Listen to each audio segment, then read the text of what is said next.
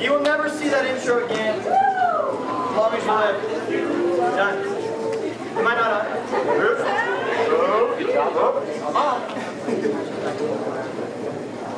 In the meantime, you all look great. Great day. Hey, so while they're getting the microphone situation figured out, this Wednesday is our Rock County Throwdown. If you're new to 11-12, because we do in-home small groups for the majority of the year, we take a time once every 5 to 6 weeks to get all together on campus and just throw a fat rager. So our first fat rager is this Wednesday night. We're going to have like baby chickens if you want to play with baby chickens. I'll be teaching line dancing if you want to do line dancing. Nothing is mandatory, so if you're like, I don't dance, well you can watch people dance. But the thing about line dancing is it's not going to happen, not a thing. Am I on? I'm just going to take it off. I'm over it. I don't even care. I'm just going to talk. And if I die, then I die. And it's okay. Here you go, Luke. I feel like Elvis. Here. You can have my mic back. So, Rowdy Howdy, we'll all be getting together, but that'll also be the night we sign up for growth groups for the year. So something unique about what we do in 11-12 is we're kind of the bridge between what you've done traditionally if you've been at North Coast for any extended period of time, where you meet on campus, you do stuff on campus. We really try to get off campus and into homes because that's where we feel like better conversation can happen when you're in the comfort of someone's home that you're familiar with. That the first week you might not be familiar with it, obviously, but after a while, you and your friends get together and it becomes kind of your community that you grow and build with, without the distraction of, starting out with everyone here and then it's all, and then by the time you get into your small groups, on a normal Wednesday night, if we all met together, you'd be all hyped up on Mountain Dew. And then by the time you actually get into the meat of having a good discussion, it's time to leave. So we provide you with that every week, getting to go to that home, have different snacks if you want to have snacks, getting to hang out. Some weeks, if your group wants to go bowling, freaking go bowling, right? It's going to be great. But for the most part, we just want you to create a community that's going to be there for you. And like I was talking about on Wednesday night, if you were here, I don't know, I literally don't keep up with anyone from my high school, but the people that I did growth groups with growing up, people that I was in small groups with right now, or growing up, are the people who stood in my wedding, the people who are still my best friends, or the people who have changed my life. So I really do encourage you, and again, we don't get paid anymore if you join a growth group. In fact, you make our job more complicated when you join one. But I care too much about you to not suggest it as not just something good for today, but you're actually investing in your future too. Because the people that you don't just coexist and have shared interest with, but that you walk through life with and you become vulnerable with, that's who's going to become your real friends in your life. And you're going to find that when the crap hits the fan in your life, the people who are marginally involved because you provided them something are going to fall away. And those who are genuinely loving and invested in you are going to be there with you. So this is a great way to invest, not just in what you're doing right now, but to invest in your future as well. Because if you've seen the results of growth groups, you would be convinced too. So I want to encourage you guys to do that. So this is our last week in our Love Is series. This Wednesday night, we're going to be introducing, after Rowdy Howdy Throwdown, our next series, which is called the Skeptics Forum, which is, it's not just we've never done this before, but I don't think any church has ever done this before. Because I'm getting a lot of churches asking, like, where'd you get this idea? And I'm like, well, I just felt like it should be done. We're basically going to open up our worldview, our paradigm of Christian worldview, to people who are skeptics, and people who are doubters, and people who are atheists and agnostic, who have like genuinely good questions about why we believe what we believe. I think what we get afraid of as Christians is that someone's going to ask a question that we don't know, and it's going to make our whole faith topple down. So we just avoid it. The problem is when you get to college or other places, you're not going to have the chance to avoid it any longer. Okay? You're going to be faced with the conclusion that either what you believe is a complete lie and stop going to church, or that it's true and it should change everything for you. It's what C.S. Lewis said. If the Bible, if the resurrection is false, then the whole Bible means nothing. But if it's true, it's the most important thing in anyone's life that's ever lived. So I think you owe it to yourself at least to get a conclusion on that, other than, well, I went to church growing up and Chris said this and then my professor said this. You come to your own conclusion. It's one thing we really push in 11-12. I don't just want to give you a list of what to think. I want to teach you how to think. And if you come to that, you're coming to the Skeptics Forum and you're hearing these tough questions, get them answered. And so I've invited a lot of professors from philosophy, from religion. And the ironic thing about religion professors at most colleges is they do not like Christianity at all. Because if you teach religion, you're trying to teach all religions, and there is one extremely intolerant religion, and that is Christianity. And when I say intolerant, I mean Jesus says, I am the way, the truth, and the life. And it's pretty offensive when it comes to religions.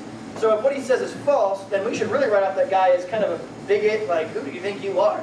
How is your belief the way? But if it's true, then we should probably take it seriously. So we're going to look at evidence for the resurrection. We're going to look at why do bad things happen to good people. We are going to look at if God is so good, why is there evil in the world? Can the Bible be trusted? It wasn't just written by a whole bunch of people trying to make up a story. Did Jesus really die on the cross? What do you mean he was risen again from the dead? Is there any proof of that stuff? We're going to cover all that stuff. So it's going to be a pretty intense series. Some of the interviews that I'm doing are with people that are not Christians. So I throw out that warning ahead of time because I don't have any control over what they say or how they say it or what language they use. And that's part of the paradigm of someone's worldview. So we're not going to limit that. But I just want to you can tell your parents, you might hear the SH word. Because I don't want to really censor them. I want them to have a free shot at getting to talk about how they perceive the world. So, cool. That is going to start on Wednesday night. But then our series will begin next Saturday and Sunday. So we'll all kind of introduce it on Wednesday, and we'll tackle the first category on Saturday and Sunday. Cool. With that being said, we're going to finish 1 Corinthians 13 today. Love is. Okay, so love is talks about this. From the very first verse, says, Paul speaking, and Paul's writing, he says, I'm going to show you now the most excellent way, which means the most excellent way to live. Okay, and he says, if I can speak in the tongues of men and of angels but have not love, I am only a resounding gong or a clanging cymbal. And if I have the gift of prophecy and can fathom all mysteries and all knowledge but have not love, I am nothing. And if I give everything I have to the poor and I surrender my body to the flames that I should boast but have not love, I've gained nothing. So Paul says as he goes, don't walk around and think that just because you talk churchy or just because you give people money that you're necessarily loving. Can someone who talks churchy be loving? Yes. Can someone who gives money be loving? Can someone who can fathom mysteries be loving? Yes, but it's not all encompassing in it. Okay, those are not always mutually inclusive with one another. So then after he rips all that down, he says, but here's what love is. Here's what love looks like. Love is patient. Love is kind. It does not envy. It does not boast. It is not proud. It is not rude. It is not self-seeking. It's not easily angered. It keeps no record of wrongs. Love does not delight in evil. It rejoices in the truth. It always protects, always trusts, always hopes, always perseveres. Love never fails. Now, if you've been with us through our series, which has been about a little less than 20-week series, we've gone through almost every part of what that means. And as we've looked at it from week to week, we've seen that each of those parts are choice things. And they have to be choice things because the conclusion we arrived at the beginning that are kind of a priori, our presupposition coming into this whole series is that when God asks us to do something, it means that we have the capability or choosing to whether to do it or not, right? Like nowhere in Scripture does it say, and everyone must dunk a basketball in a normal-sized basketball hoop. Because some people, you just can't do that. And don't go like, well, my mom told me, look, if you're like 4'4" and you're just not really athletic, like it's just not going to happen for you, okay? So don't be like, I can make the NBA. No, you can't, okay? And you should start building islands of strength and start pursuing a new path, okay? Doesn't mean you can't do anything. It means there's some things that you are not capable of doing, okay? But what God does call us to do is he's given us the opportunity to choose whether or not to do them. So like one of the first weeks we looked at love is patient. That doesn't mean that some people are born patient, some people aren't. That means we can't attest to our DNA and go, well, my DNA makes me impatient. If he's told us to be patient, it means he's also given us the power to be patient. And we said patience isn't some kind of a DNA aspect of who we are. It's making a conscious decision that in seasons of waiting, you don't complain. That's as simple as patience is. So with each of the, what'd you just do? Turned off your light. Oh, thank you. For each of the things in this series, we've looked at it and gone, so it turns out love is something that it's volitional. I mean, we can choose to do it. None of these things are outside of our boundaries of what we're capable of doing. Love looks like patience. You can be patient. Love is kind. You can be kind. You can not envy. You don't have to boast. You don't have to be proud. You don't have to be self-seeking. You don't have to be rude. You don't have to delight in evil. You can rejoice in the truth. You don't need to keep a record of the wrongs people do to you. You can protect. You can trust. You can hope. You can persevere. And with all those things, it says, and if that is done well, the very last part of it says, love never fails. So what does it mean that love never fails? Because some of you are raising your flag of BS right now and going, did you say love never fails? At a secular divorce rate of 50%, how are you going to tell me that love never fails? It seems like love's kind of like a coin flip for most people. And if you've been in any high school relationships, the majority of you went, brr. You called it love. You had no idea what you were talking about. You're not here anymore. You don't love each other. So you went, well, it turns out love's kind of like this flippant mistress that like she's this siren that lures us in, but then she eludes us. She's like Princess Peach in Mario. Like, you've accomplished it, and then, oh, sorry, she's in another castle. And you're like, frick, I hit so many little Koopas trying to get here. You guys know what Koopas are? Yeah. Little turtle things. Okay, for those of you who haven't, they're little turtle things in Mario. If you never played Mario, then welcome to the United States. We love that you're here. This is how we act here. Eat some In-N-Out, it's delicious, and play Mario. Mario is where an Italian plumber conquers all in a mythical land of acid trips. And Bowser, who is the king of all of the shelled people with his spikes. All right, so that is essentially what love is. No. But it's elusive to us. So how can we say that love never fails? Okay, so let me ask you guys a quick question, and don't answer it if you've been in another service. In 2001, they did this nationwide, 70,000 people interviewed, and it was the last time somebody did a comprehensive study on divorce rates in America. Comprehensive meaning like every demographic. And so one of the questions, and they'd separate all the different divorce categories into different sections and gone, well, this group is more likely to get divorced, and this group is least likely to get divorced. And this nationality is most likely to get divorced, and this nationality is least likely to get divorced. And one of the questions they asked that everyone who was not a Christian pointed at is one of the questions they asked people on the survey was, do you believe in God? And about 95% of people said yes. And their divorce rate was not just the same as the secular divorce rate, it was slightly higher. People who believed in God had a slightly higher divorce rate than the entire population. Now, that's not much being said. There's 330 million people in the United States. That means about 310 million of them, 300 million of them, whatever it is. It'd be less than that. Whatever, it is what it is. Believes in God. So that's not really saying much. Well, people came out and then they tied believing in God to being a Christian. And they said, well, the Christian divorce rate is the same as a secular divorce rate. But believing in God does not make you a Christian. That makes you a demon, in fact. Because it says in Scripture, demons believe there's a God. Like Satan knows there's a God. Does it make him a Christian? No. That has nothing to do with anything. It doesn't have to do with the price of rice in China. It's just a fact. Okay? So what they asked another question. Of those who believed in God, how many of you who actually have a higher divorce rate, how many of you that are actively involved in church, that you're pursuing Jesus, you would consider yourself a Jesus follower, not just a church goer? You don't just believe in God. Your life has been transformed because of the work of Jesus Christ on the cross. Of those people, then they looked at the divorce rate between those people who actually professed to be following Jesus, not just thinking he was some kind of groovy dude and his dad was God or something of that. But people who understood and actually walked with Jesus, the divorce rate plummeted from 50% to 15%. It's a 35% decrease. Now, the problem is 15% is a lot greater than 0%. And what the Bible says is love never fails. So the question you ask is, okay, what if you're not just a churchgoer, but you adhere to what the Bible says on how to love one another.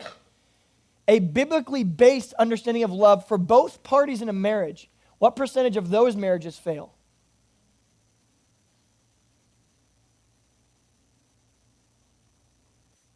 Zero is the correct answer. 0% of them fail. Why? Because every divorce ever has come out of a misunderstanding, a misconstitution, an omission, or a commission of part of this Love Is series that has been wildly and grossly perverted or misused. Okay? So if someone practices biblical love exactly the way that God has loved us, you have divorce-proofed your marriage. We're talking about a lot about marriage today. Okay? And you're like, we're not even married. Well, it's one of those things like if you wait until you're in the middle of it, you're way too late. Okay? You have to have these understandings and these assumptions walking into it, or you're going to be so hoodwinked and so far into left field that you're not going to know which way's up. So what we have to do is we have to, ahead of time, that's what we talk about parenting in here. We're going to talk about marriage in here. Because what we do is we couple up, we fall into mutual lust, we marry one another, and then we look at each other after 3 weeks and go, what are you still doing here? You live here? Frick. Now what? You have no clue how to be married. You know how to have a wedding. You spent a lot of money having a wedding. But now the spotlight's off of you. The only thing you're really hopeful for is your wedding picture so that you can make sure that you get more attention via Facebook. But after that's kind of subsided, you're kind of like, well, now what? Who are you? What are you doing? You bug me. When are you going to leave? I needs my alone times. And all your little vows you said, what happened to those? And you might have noticed that vows are very, very built towards affirming the other person. Because you've never been at a wedding that didn't sound like this. I promise to love you. I promise to hold you. I promise to be your captain. Or whatever the frick kind of theme it is for the wedding. I promise to be your first mate. I promise to love you and cherish you. I promise to be there for you in the morning. I promise to wish upon a star with you at night. And both parties are kind of like weeping and crying about it and stuff like that. But in reality, when we say those things, we actually have a great expectation of the other person. Most marriages, their vows should sound like this. I expect you to do this. And I expect you to love me. And I expect you to show it. And I expect you to clean up after me. And I expect you to make sure that you affirm how great I am in every moment, every 5 minutes on the minute, a personalized compliment. I expect that you... And so that's where we have what we say on the outside is, here's my vow. Okay, what we call marriage is we call it a covenant, but we don't enter into covenants in marriage anymore. We enter into contracts in marriage. There's a fat difference, okay? This is what our vows sound like. I promise to give you. I promise to love you. I promise everything. This is what the Bible's talking about when it says love never fails. Covenantal love, the kind that God gave us, is incapable of failing because it has nothing to do with the other party. Covenantal love has nothing to do with the faithfulness of me. It has nothing to do with the list of expectations of the other party. It has everything to do with Jesus. Okay? The reason that biblical love can never fail is because it is based on the faithfulness of Christ and not the other individual. When you walk into a marriage with a contract, what you say is, I give you this and you give me that. And as soon as you stop giving me that, I stop giving you this. And we cite irreconcilable differences on our divorce papers, but what we really meant is, my vow only lasted insofar as you did your vows. So one party, you see how easy it is to get divorced? One party says their vows and they stop living up to them.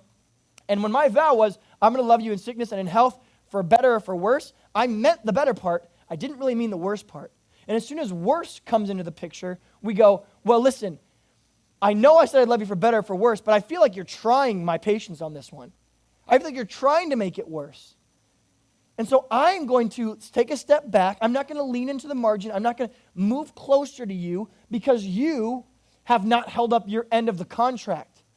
And God goes, you're totally missing what my love is about. If you have your Bibles, open to the book of 1 John chapter 3. I've got the black lung, so I've been working in the coal mines lately. It's just really getting to me, but I got to put food on the table, so this is a volunteer job, so I got to find other places to work. And Donald Trump is boosting our coal industry right now, so I feel like I need to get on the ground floor. So if you guys want to invest in coal, you can talk to my financial advisor after this. No, I just have asthma. All right, so if you guys want to make a little T-bar on your paper, we're going to separate the difference between a contract and a covenant. They're not synonymous. They're not the same thing, okay? It's like we talked about with envy and jealousy a few weeks ago. While we use them synonymously, they're not meant to be used synonymously. On your left, here's what a contract is. A contract is made with a promise, okay? It's made with a promise. It's signed in our name. A contract, number one, is made with a promise. Number two, it's signed in our name. Number three, it's an exchange of goods or services. Contracts are made with a promise, signed in our name, an exchange of a good or a service, and they're temporary is number four. Made with a promise, signed in our name, exchangement of good and services, and they're temporary. That's what a contract is, okay?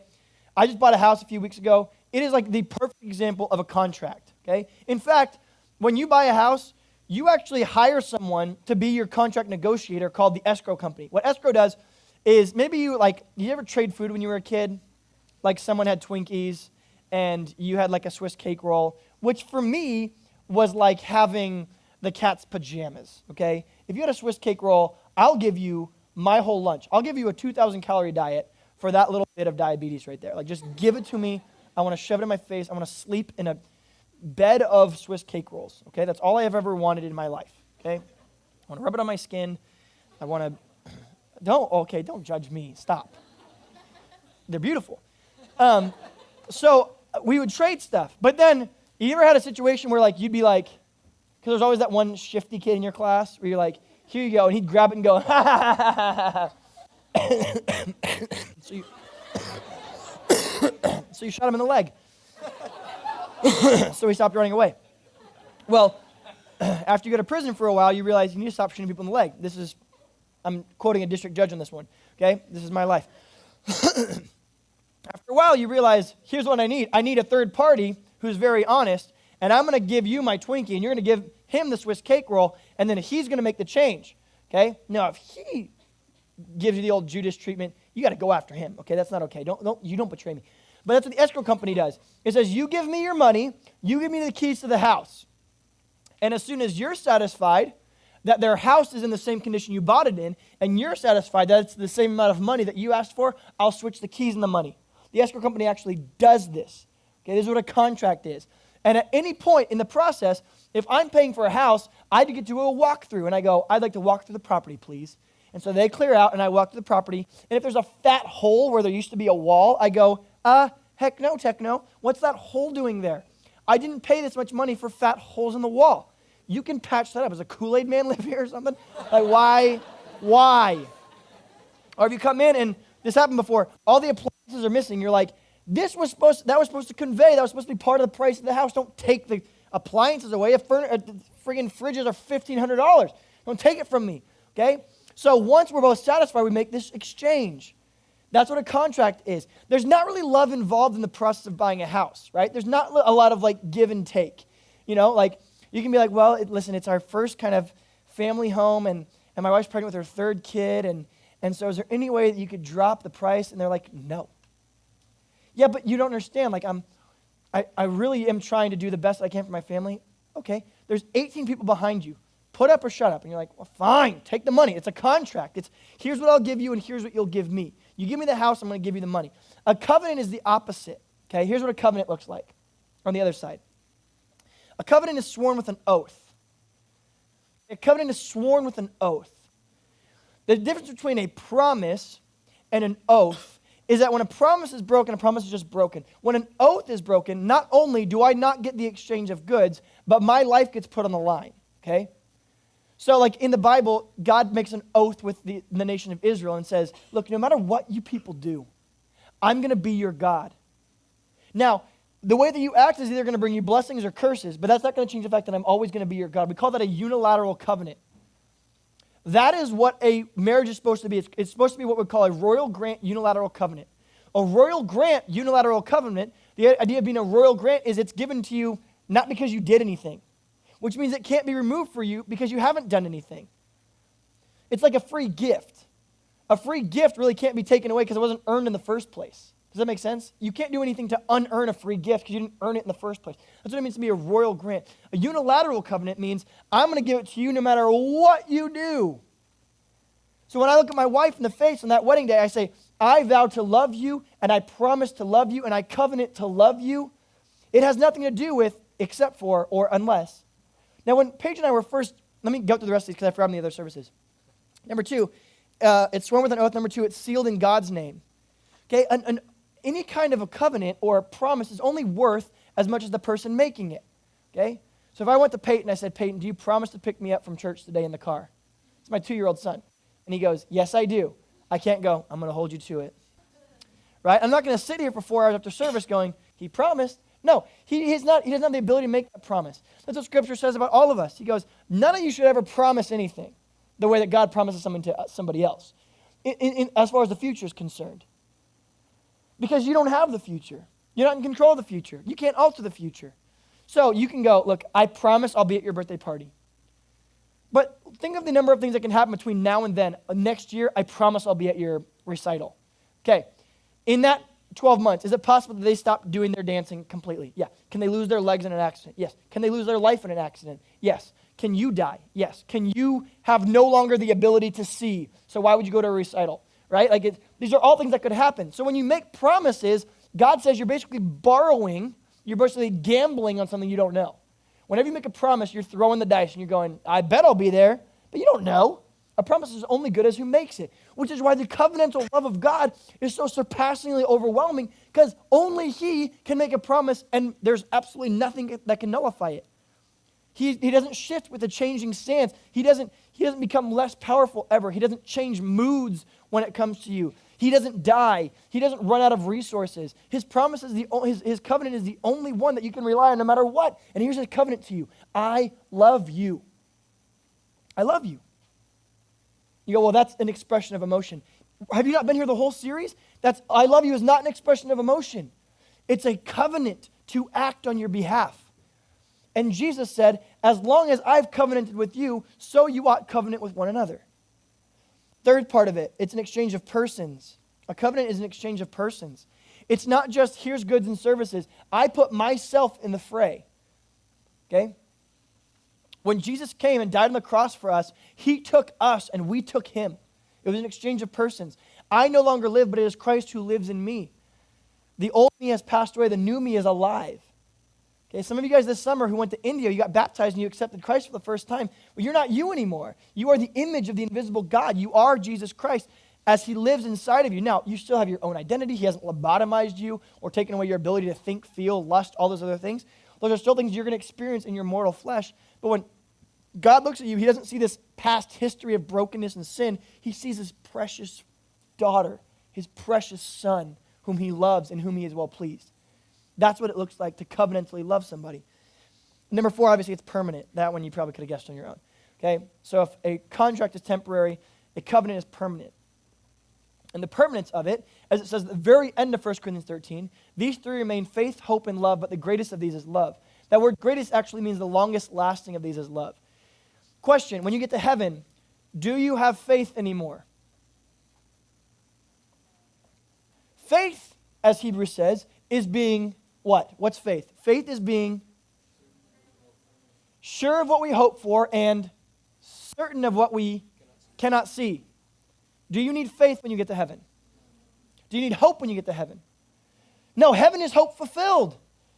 Once you've experienced and you've conquered death and you get to experience life with Jesus eternally, you don't need hope anymore.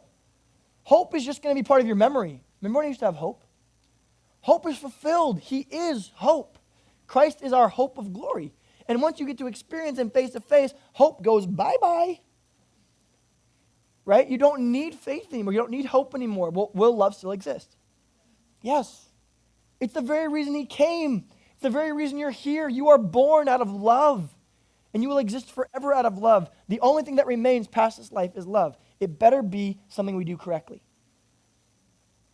Now, what does it mean in 1 John chapter 3, verse 18? It says, don't just love with words and in speech, but with actions and in truth. The next chapter, same verse, 1 John 4:18 says, now perfect love drives out fear. For where there is perfect love, there is not a fear of discipline, because perfect love is able to drive out fear. Here's what that means. When I was dating Paige, I had the least quote-unquote romantic conversation ever. Please listen the whole time instead of guffawing and then storming out because you're angry, okay? She came up to me and she goes, it was right before we were getting married. She goes, are you nervous about getting married? And I said, no. She goes, but like, do you ever have like doubts about our marriage? And I said, no. And she's like, well, like, have you prayed about it? No. You haven't prayed about our marriage? No. Why haven't you prayed about our marriage? Prayed about what in our marriage? Like if it's the right thing, what if it's not the right thing? When I say yes, do I have permission to stop because it wasn't the right thing? When I say I do, does that let me out of the covenant because it's not the right thing? What do you mean by the right thing? Like the right person? Do I think you're the right person? She goes, yeah, like, do you think I'm the right person? No. What do you mean? What do you mean? What do you mean? What do I mean? What do you mean? What do you mean? She's like, well, do you feel like I'm the one? No. I'm not the one for you. You're about to be. But I'm not right now? No. What does that mean? I mean, if I scour the planet, could I get along better and have an easier life with someone other than you? Yes. Are there other people I'm more compatible with in this world? Sure. Do I believe in an alternate universe when we never met that I would never get married because I hadn't found the one? No. I would have married somebody else. But you wouldn't have been as happy? I probably would be just as happy. What do you mean? Listen. On its surface, it sounds like, this guy's a jerk. But it's that very attitude that has a divorce rate of 50% in America. The attitude that you have right now towards me of going, no, love is bigger. It's bigger than us. We don't understand it. It's consuming. The heart wants what it wants. BS. I told her, look, underneath godly principles, I could marry whomever and have a great marriage. Inside the confines of what's legal, I can marry anyone and have a great marriage. Why? Because it's not about you. And it's not about me. You ever wonder why we have this tradition of doing marriages in churches? It's not because they're beautiful places to have weddings. It's the idea is we are both pledging to God to keep them as long as I live. But that's not our pledge anymore in marriage, is it? I promise to you. I promise to love you. I promise to hold you. I promise to. And then we enter into a contract because she's not always going to be faithful to her covenant or her contract. And so I start going, well, so my covenant in marriage is not to her, it's to him. And I go, I promise. This is called stewardship. You ever heard the parable of the talents? God gives people different amounts of money in order to steward with. I believe in Paige Finley, who's now Paige Hilkin, God gave me one of the greatest gifts he's ever given anyone to steward. My job is stewardship of her in godly principle to love her until the day that I die. It has nothing to do with her. My covenant to her has nothing to do with how cute she is or how beautiful she was on that day or how great she is at running a household or how much money she makes in her own business that she runs. It has nothing to do with it. The way that perfect love drives out fear is because there could be a day where all of that goes to crap. Sure, everything she has this physique of like an Adonis goddess. But if that ever went to crap, or like when she got pregnant and she was so self-conscious about it, about how she looked, she never once was self-conscious about the way that I viewed her. Why? Because she knew something. My love for her has nothing to do with her. It has to do with him. Why is she beautiful? Because God has robed her in white as my wife, and I have chosen her as my person for my whole life. That's what has made her beautiful in my sight. It's God's redeeming work in her life that's done that. And when she burns a food that she makes me, and it just tastes like feet, she doesn't go, please don't go. Please don't go. I'm not like, you better order Chipotle. Here I go. Come on, kids. I'm just kidding. No, that's not how I act. She feeds me food that's garbage sometimes. And we laugh about it. And she doesn't go, here's the food. What would I do without you? No, she's like, I'm sorry, baby. I forgot the crock pot was on. So the chicken is kind of like a rock. And I go, this is trash. And she doesn't sit there and go, what do you mean? Because there's no fear in her. She has no fear. You go, well, that's not very romantic. Well, that lack of quote-unquote romance of this, it's bigger than us, it's this flowery thing, has also instilled the greatest marriage that I could ever be a part of, because I have no fear about her ever leaving me, because I'd go with her. If she was ever like, I'm leaving you, I'd be like, okay, I'll come with you. It's like the world does marriage with this toolbox, and one of the tools in the toolbox is divorce. But Christ's love for us teaches us, covenantal love teaches us, there's one tool in there, let's say it's the hammer, and that's the tool of divorce. And it's sitting on everyone's pegboard at their house. It's sitting in everyone's tool chest. And when they have problem in their marriage, they go to their tool chest and they dig through it, and that thing just kind of beckons and it goes, you could just start over. You could just call it quits. Well, covenantal love takes the hammer and goes, F you, and you just throw it. And it's not part of my toolbox. So when Paige and I have a disagreement, we sit there and we go, all right, we've got counseling. I could choose vulnerability right now. I probably should use this one. I dig through this toolbox, but divorce isn't even in there. A biblical marriage doesn't have that tool. Irreconcilable differences don't mean anything to Jesus. It's not a thing. It's a word we made up to justify breaking covenants that God never intended for us to break. God hates divorce. That's what it says in His Scripture. Why? Because people have confused what marriage is with who God is. Here's what I mean by that. God gave us His love to teach us how to do marriage. So much of the world has taken marriage as an understanding of God's love. And they ought to. What do I mean by that? John 13:35. They're going to know that we are Christians by the way that we love one another. You tell me this. I don't care where you're from. If you were going through a situation with your husband or wife, and the last thing you ever want to do is to get divorced, and I told you that inside North Coast Church, the divorce rate drops to 0%, where would you go on the weekend? North Coast Church. Wouldn't you? Unless you're dumb. If you had that much pride and you would go, even though they have a 0% divorce rate, even just to figure out what the heck we're smoking in this church, you would come and you would go, all right, tell me about it. And we're like, oh, we have a divorce rate of 0%. You don't think that more people would come to know Jesus if the divorce rate in the church was 0%? It's infinitely important to God that we do relationships well.